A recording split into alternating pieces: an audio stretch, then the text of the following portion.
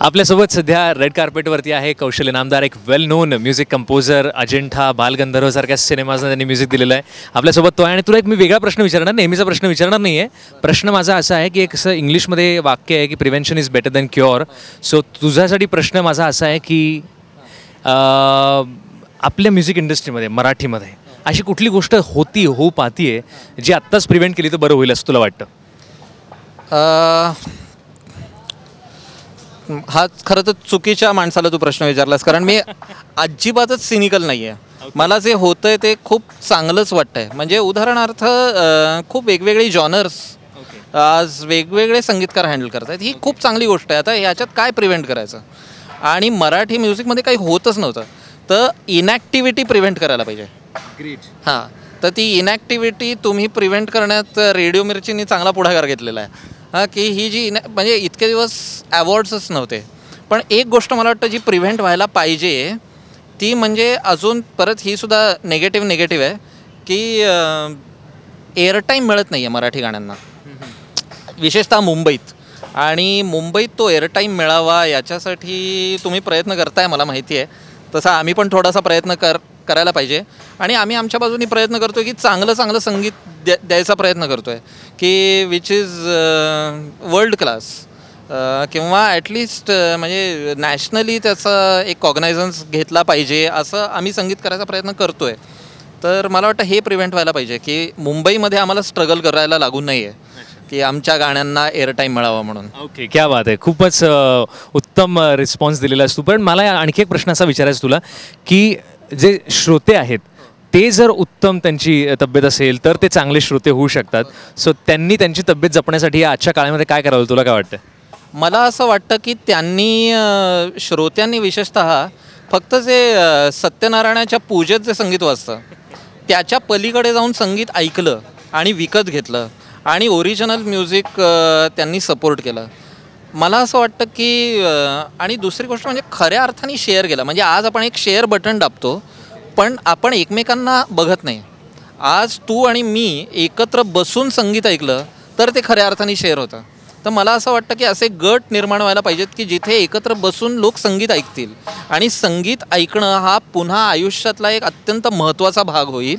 आणि त्याच्यामुळे मला असं वाटतं की ओरिजिनल संगीत त्यांनी प्रमोट होण्याची खूप गरज आहे. कारण आज काय मी 15 वर्ष मी या इंडस्ट्रीमध्ये आहे.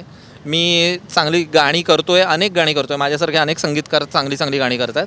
आणि मला असं वाटतं की ती गाणी लोकांपर्यंत पोचण्याची जी गरज आहे तर त्याच्यासाठी 4 पावलं आम्ही पुढे टाकतो आहे, 2 पावलं तुम्ही पुढे टाकलेली आहेत. आता 1 पाऊल श्रोत्यांनी पुढे टाकणं महत्त्वाचं आहे की ओरिजिनल संगीत घेणं, त्याचा जास्तीत जास्त प्रसार करणं, म्हणजे संगीताला एम्पॉवरमेंट मिळेल. क्या बात आहे. थँक्यू व्हेरी मच कौशल. आणि तुझं स्वागत आहे मिर्ची म्युझिक अवॉर्ड्समध्ये मराठीमधल्या या पहिल्या वर्षामध्ये. आणि एक छोटीशी अजून एक तुला रिक्वेस्ट आहे, ती म्हणजे की तू एक असं घ्यायचंस की prevention is better than cure. एक छोटंसं वाक्य कॅमेरामध्ये मी नसणार आहे, माईक तुझ्याकडे असेल. Okay, prevention is better than cure always. Thank you very much. Have fun. Okay, आपल्यासोबत अतिशय स्पेशल व्यक्ती सध्या रेड कार्पेटवरती आहे मिर्ची म्युझिक अवॉर्ड्स मराठीमध्ये. यांचं इंट्रोडक्शन द्यायची गरज नाही आहे, पण तरी सांगतो, अमोल पालेकर आपल्यासोबत आहेत आणि संध्या मॅमसुद्धा आपल्यासोबत आहेत. दोन्ही अतिशय क्रिएटिव्ह माणसं इथे आहेत. मागच्या वेळेस समांतर वेळेस भेटायचा चान्स मिळाला होता, आज पुन्हा एकदा मिळाला आहे. I am honoured.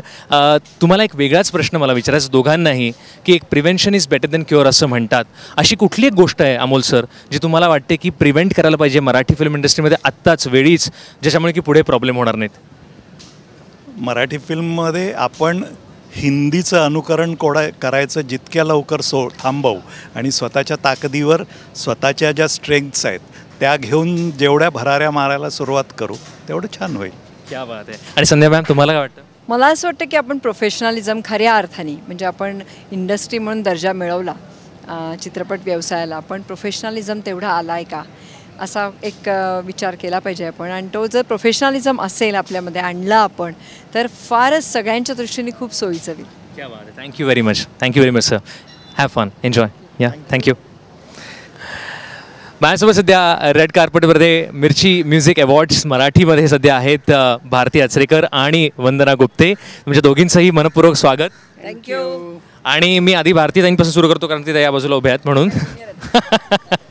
की भारतीताई मला एक प्रश्न असा विचारायचा की इंग्लिशमध्ये म्हणतात की prevention is better than cure. So अशी कुठली गोष्ट तुम्ही आता दोघींनाही गाण्यातलं कळतं, अभिनयातलं कळतं, सगळंच म्हणजे नाटकातलं कळतं, तर मला सांगा या क्षेत्रांमध्ये मराठी इंडस्ट्रीमध्ये अशी कुठली गोष्ट आहे जी प्रिव्हेंट करायला पाहिजे वेळीच, ज्यामुळे की पुढे प्रॉब्लेम होणार नाही? आपण जमिनीवर नेहमी चाललं पाहिजे. अर्ध्या हळकुंडांनी पिवळी होतात लोक हल्लीची जर पिढी जास्तीच झाली आहे. मेहनत कमी आणि फेम पटकन हवा असतो त्यांना. त्यामुळे आपण कधीतरी जमिनीवर येणारच आहोत परत, तेव्हा जास्ती उडू नका आणि कामामध्ये लक्ष ठेवा. बाकी सगळ्या गोष्टींकडे लक्ष न देता आपल्या कामाशी काय म्हणतात त्याला, कामाशी प्रामाणिक राहा. आणि सेम प्रश्न तुम्हाला वंदनाताई, तुमचं काय म्हणणं? माझं असं म्हणणं आहे की एक कलाकार म्हणून अभिनेत्री म्हणून सगळ्या क्षेत्रात जर टिकून राहायचं असेल तर मुळात अभिनयाला आवश्यक असणारा आवाज टिकवायला पाहिजे.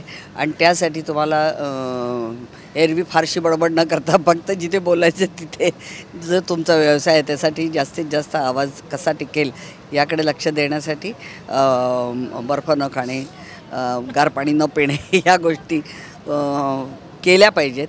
ह्या जर प्रिव्हेंट केल्या तर तुमचं कलाकार म्हणून जी टिकण्याची वर्ष वाढतील. त्यामुळे त्याच्याकडे लक्ष द्या, हेल्थकडे लक्ष द्या. अच्छा. आणि तुम्हा दोघींना आणखी एक प्रश्न आहे, पुन्हा एकदा भारतीयांकडे मी येतो की प्रेक्षक जे आहेत, रसिक प्रेक्षक यांनी या धावपळीच्या युगामध्ये कुठली एक काळजी घ्यायला हवी जी तुम्ही पण घेता किंवा त्यांना तुम्ही सांगाल की ती घ्यायला हवी या काळामध्ये प्रेक्षकांनी हेल्थसाठी?